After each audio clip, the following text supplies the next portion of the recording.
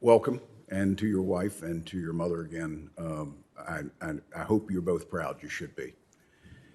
I want to thank the chair for agreeing to hold this to consider the nomination of someone who, if confirmed, will hold an arguably the third most powerful position in the Department of Education. If confirmed, Mr. Quall will be the third in line of succession after the Secretary, Deputy Secretary, and you'd be the most senior political official in the department overseeing programs and policies related to higher education, vocational, adult education, and the White House Initiative on Historically Black Colleges and Universities. Most critically, you'd be trusted to manage the approximate $1.6 trillion student loan debt portfolio managed by the Office of Federal Student Aid. Therefore, I look forward to this hearing and to hearing more about your vision for federal student aid and the appropriate role for the federal government moving forward in higher education and the workforce. Mr. Quall, you come before this committee with significant experience in higher education, including your time in the Obama administration. However, your work within the President Obama's White House and in the Department of Education raises some concerns for me because it shows that you believe solutions should come from unelected administrative appointees rather than the hard work of members of Congress elected by the people negotiating lasting solutions. There's the college rating plan, the borrower defense rule, and the gainful employment fiasco. The first, gainful employment rule finalized during the Obama administration was struck down by the federal courts as being arbitrary and capricious. Undeterred, you tried again, taking two words that had been in law for decades without being tied to consequences or accountability in statute, and developed a 900-page regulation of extraordinary complexity aimed at certain institutions over others, which was inherently politically motivated to hurt for-profit institutions when not-for-profits, with similarly bad measures, were left free to operate. These regulatory efforts, which by all accounts were driven in large part by you, have set off a proverbial seesaw for higher education regulation from administration to administration. That's not good for our country, and I hope you'll agree that lasting solutions come through the legislative process. Finally, I want to carefully point out your close proximity to potentially unethical conduct at the department under the Obama administration. Proximity being the key word here, not central involvement. Otherwise, this would be a different conversation. Official emails being sent to and from private emails, close collaboration with short sellers on market-moving information, and an administration official using his old advocacy organizations and their emails to try to hide the public scrutiny in furtherance of a partisan objective. Noting that no charges were ultimately made, I'm going to give you the benefit of the doubt, given your background in higher education.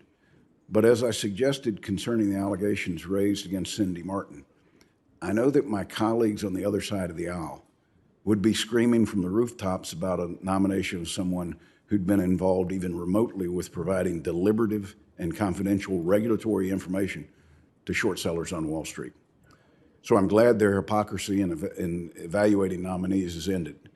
And I hope it stays that way when the next Republican president comes to office. You have deep expertise in higher education, and with a secretary and deputy secretary with little to no higher education policy experience, you're going to play a key role in all these areas. My staff has assured me that while you're a committed partisan, you're also enjoyable to work with and willing to listen and work on compromises. I do want to work with you on these issues, if confirmed.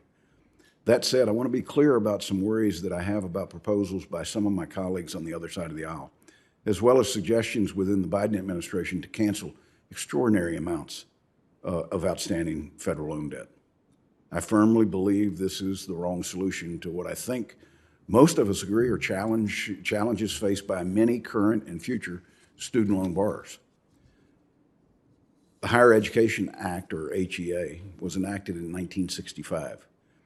Are we supposed to believe that for the last 56 years that the HEA has been in place, the Secretary has been unable to cancel vast amounts of debt for every single borrower in the United States this whole time, and we just didn't know about it until now? Not the case. Mr. Quall, I must be honest with you and with everyone else on this committee. This does not pass the laugh test.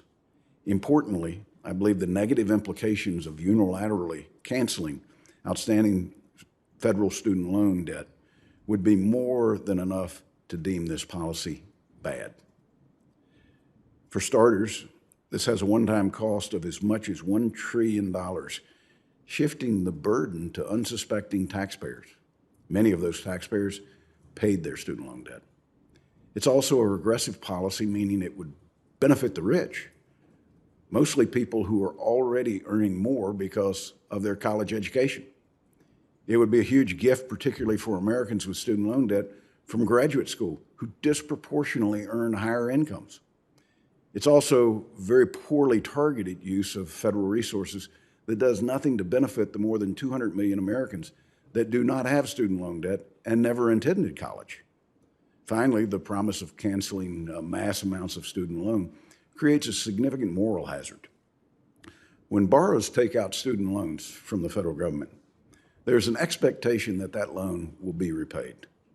When the government relieves or forgives that expectation for borrowers, this creates a new expectation that future borrowers will receive the same treatment.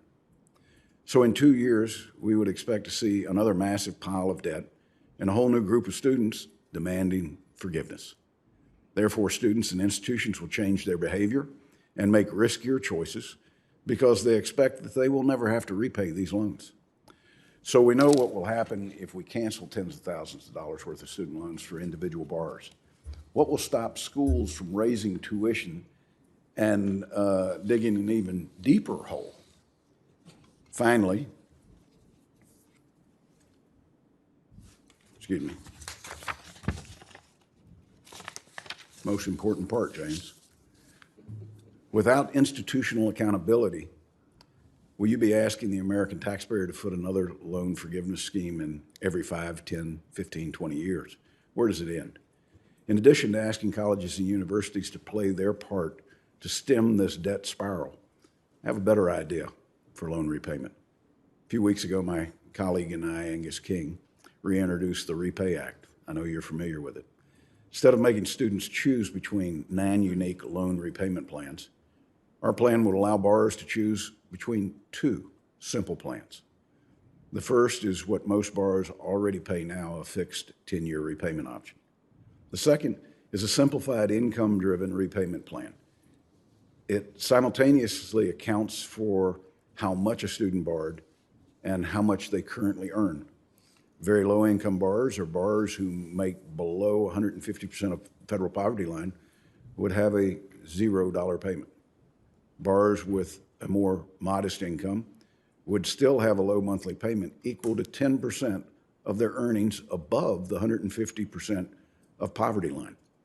Higher income borrowers would pay 10% on the first $25,000 of their discretionary income and 15% on the income above that. Finally, our plan would provide loan forgiveness after 20 years of payments for undergraduate students and 25 years for graduate students. I believe the Repay Act is a common sense solution to our very overcomplicated student loan repayment system. It's fair to students. More importantly, it's fair to taxpayers. Mr. Quall, if confirmed, I look forward to working with you on this pragmatic bipartisan solution and others, and I hope you'll do the same. Thank you for the time we spent together this morning. I believe that we can work with suggestions of the past that can legislatively make it through the difficulties of the United States Senate today that are not impossible if, in fact, we form a partnership to do it. I thank the chair.